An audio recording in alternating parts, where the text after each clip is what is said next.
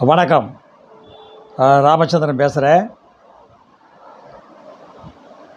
ஏற்கனவே சப்கரிஷ் பற்றி நிறையா பேசியிருக்கிறேன். நான் மனிதவள அறக்கட்டளையோட நிறுவனர். என்னை நம்பி நிறையா ஊனமுற்றவராக இருக்காங்க, தவழ்ந்து செல்லும் ஊனமுற்றவர்களாக இருக்கிறாங்க. அவங்களுக்கெல்லாம் உதவி செய்யணும் என்ற நோக்கத்தோடு தான் நான் அந்த வீடியோவில் நான் பேசிகிட்டு இருக்கிறேன்.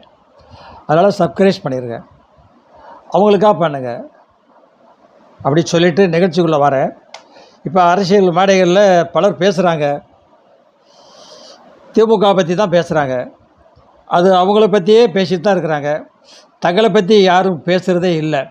என்ன பேசுகிறாங்கன்னா, குடும்ப ஆட்சி, திராவிட மாடல் ஆட்சி அப்படின்னு பேசுகிறாங்க.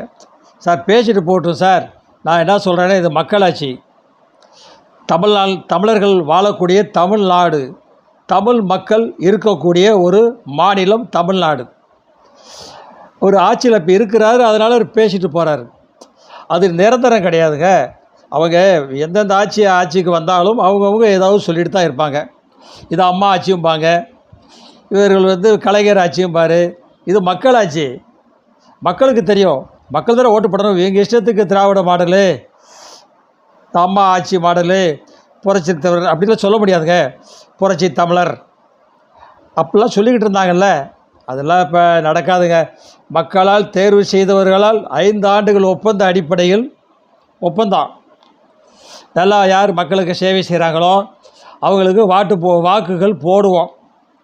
இல்லைனா ஆட்சியை அகற்றி விடுவோம். உங்கள் இஷ்டத்துக்கு அவங்கவுங்க இஷ்டத்துக்கு என்னனாலும் பேசிட்டு போங்க. மேடையில் திராவிடர் மாடலும் பேசுங்க, ஒன்றிய அரசுன்னு பேசுங்க, என்னனாலும் பேசுங்க. அதை பற்றிலாம் மக்களுக்கு கவலை கிடையாது. வரக்கூடிய காலங்களில் இது தமிழ்நாடு தமிழர்களுக்கே சொந்தம் அப்படின்னு தான் மக்கள் ஓட்டு போடுவாங்க. வேறு யாருக்கு ஓட்டு போட மாட்டாங்க. குடும்ப ஆட்சிங்கிறது அவங்க இருக்கிறாங்க, அதனால சொல்கிறீங்க. நிரந்தரமாக இருப்பாங்கன்னு சொல்ல முடியாதுல்ல. யாருமே 5 வருஷம் தானே கணக்கு. அடுத்த வீடியோவில் வரேன்.